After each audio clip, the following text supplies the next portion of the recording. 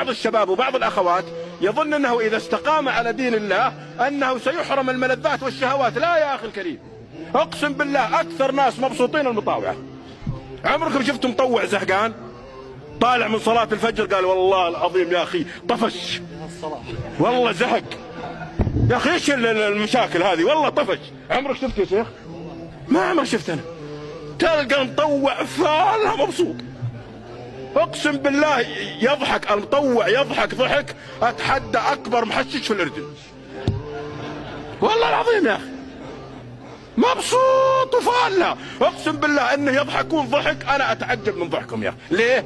لان السعاده والراحه والطمانينه هي بيد الله جل وعلا. ترى يا اخوان اذا احبك الله ترى ما يعطيك في اكس ار 2013 ولا يعطيك مزرعه على 4 شوارع، لا والله، إذا أحبك الله أعطاك هذا الدين، وهذا الدين هو أعظم شيء تملكه على هذه الأرض، أعظم شيء تتمسك فيه دين الله جل وعلا. ترى شوف يا شاب واسمع يا أختي المباركة، رسالة من مراسلكم من المملكة العربية السعودية من القناة الأولى أبو غازي يرسل لكم رسالة، أقسم بالله أنك عزيز وكريم بهذا الدين.